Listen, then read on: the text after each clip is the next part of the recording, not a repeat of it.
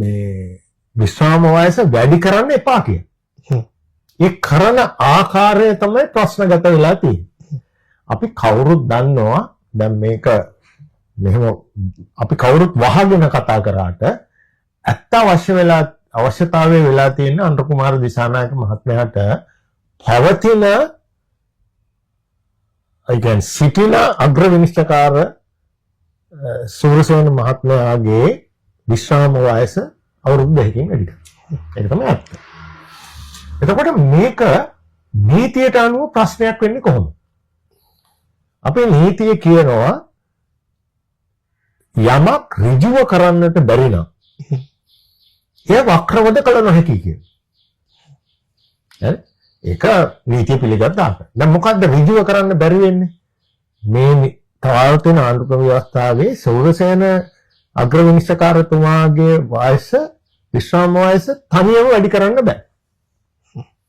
එතකොට අනුර කුමාර දිසානායක මහත්මයාගේ ආණ්ඩුව කරන්න හදන්නේ සියලුම විනිශ්චයකාරවරුන්ගේ වයස විශ්‍රාම වයස වැඩි කරනවා. ඒක නීතිය සංකල්පයකට විරුද්ධයි. එතකොට ඒකට අපි නීතියෙන් කියනවා අපි ඉංග්‍රීසියෙන් කියනවා colored legislation කියලා. يعني පාට කරපු නීතිය. එතකොට එහෙම කරනකොට ඒක අපි කියනවා ඒක ව්‍යවස්ථාමය වංචාවක් කියලා. අරමුණ එක කරන්නේ තව එකක්. එතකොට ඔන්න නීතියේ සංකල්පය තුළ ඒක එනවා.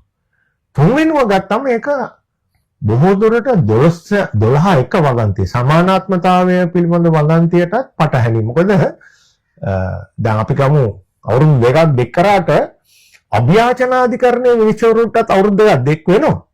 හැබැයි ඔවුන්ගේ උසස් වීමට තියෙන අභිලාෂය වැළකෙනවා.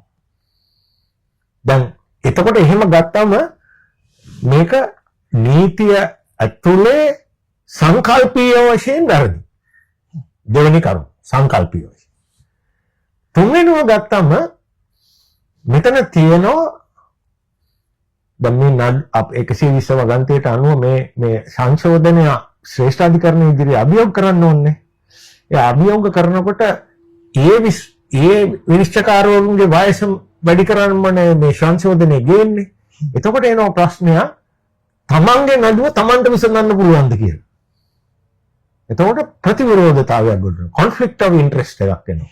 ලැබියාවන් අතර පරස්පරතාවයක් එනවා. එතකොට ඒක ස්වභාවික යුක්තියේ මූල ධර්ම වලට විරුද්ධයි. එතකොට ඒක ප්‍රතිඋත්තරයක් හැටියට කියන්න පුළුවන්.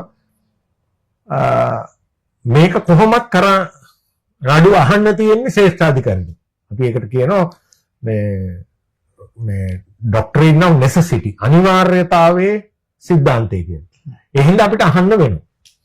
දැන් එහෙම අහන්න වුණාම ඒක සාධාරණ නෑ.